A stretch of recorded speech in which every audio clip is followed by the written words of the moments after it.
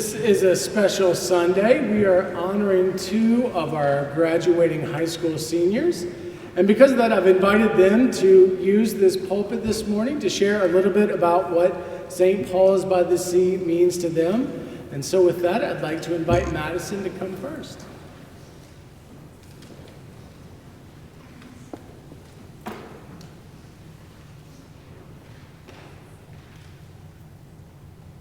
Hi, everyone. I'm gonna try not to cry. Not very good at public speaking. So, I didn't really know how to start this since I have so much to share since being here since practically birth. But St. Paul's by the Sea has been such a huge stepping stone in my life. From coming here as a newborn to now a recent high school graduate, I couldn't have done it without the love and support of this parish. From the teasing by some of the Brotherhood members to all 7 of my church grandmas. I've received nothing but love and support. During COVID, I was one of the only children's acolytes, and let me tell you, I absolutely hated it. My grandma would never let me miss a single Sunday. She would even offer, without my knowing, to sub in for people who couldn't make it. It was the worst. Now that might have just been puberty making me think that, because now I love serving this church. Although I don't do it as much now, acolyting brought me closer to this community, and it's how I met so many of you amazing people. I did children's choir growing up, then participated in youth group. I even went to Camp Weed for a summer and participated in Happening, both as a candidate and a team member. I love showing and guiding people into their faith, just like how I was guided and showed mine. So again, I'd like to thank all of my church grandmas I've made, the Brotherhood sponsorships that took me to Camp Weed, this community, and everyone for helping me find my relationship with God. My last thank you goes to my amazing but stubborn grandma. Thank you so much for never giving up on my journey with God and constantly supporting whatever event, place, or decision that went into finding it. Even though half of those stomach aches I randomly and conveniently developed the morning of having to acolyte were real. Thank you for being part of this. Now that I go on to this huge new step in my life, St. Paul's will always be there right with me through it all.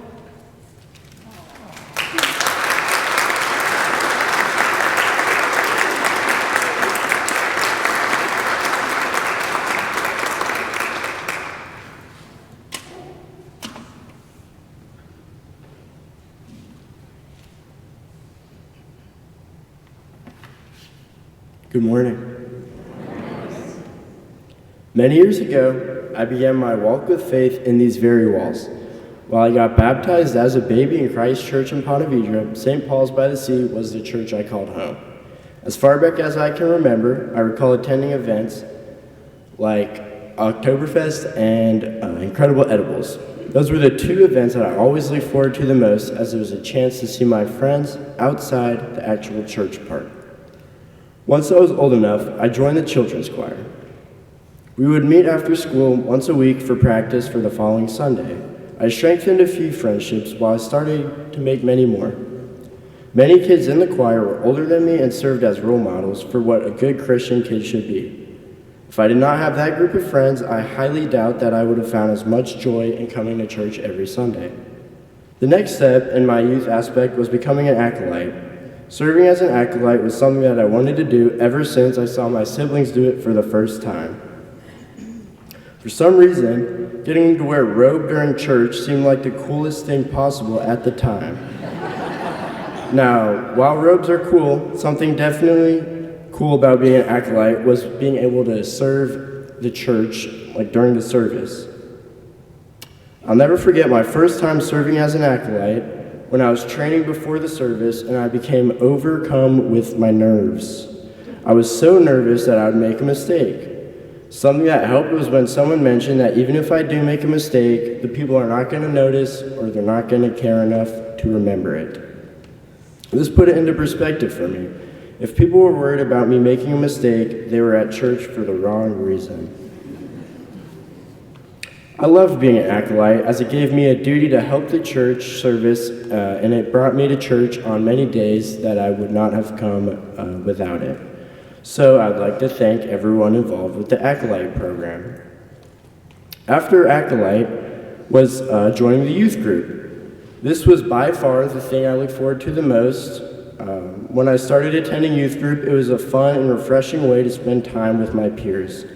I was able to strengthen many relationships by talking about things outside of church while still being able to tie it into the Bible. However, this group would not stay around for long.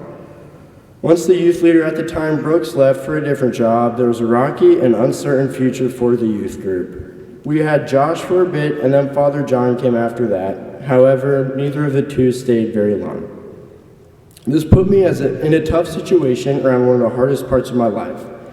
Starting high school is a change unlike many of life's challenges up to that point, and not having a solid youth group to connect with was challenging for me.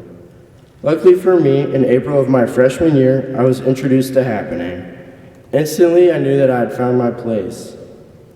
I met one of my best friends, Nick Spicer, and many other amazing people that helped me realize how much support I had. It was from that support that I was invited by Dan Dowland of St. Francis in the Field to get confirmed. Well, I was skeptical at first, but I realized that getting confirmed with my close friends was something that was very important to me. It was after this confirmation that I felt my faith truly blossom. I kept attending Happenings as a music team member, helping others grow closer to God through the gift of music. While flipping between St. Francis and St. Paul's, I struggled with attending two different churches. On one hand, I had the church I had grown up with and known my whole life, but on the other hand was the church that I got confirmed in and where many of my friends attended. I still struggle with this, but I know that both churches accept me and understand me for what has happened, so I'm thankful. I'm also very grateful to many separate people in this church. Thank you to the Brotherhood of St. Andrews for helping me attend summer camp at Camp Weed all these years. I've met some of the best people in my life from this camp. Thank you to the Guild of the Christ Child. I remember many Monday nights going up to the church and hanging out with my friends in the nursery. You guys are like a second family to me. Thank you to Kelly and Wendy for being amazing family friends and being there for whenever I need anything. Thank you to Father Victor for allowing me to speak today. Most importantly, thank you to my family, but especially my mom, for finding this amazing church and helping me continue to come here as often as I can. Thank you for this amazing community of Christians that love and support each other. Everyone here is awesome, and I highly doubt I would be the person I am without every single one of you. So thank you.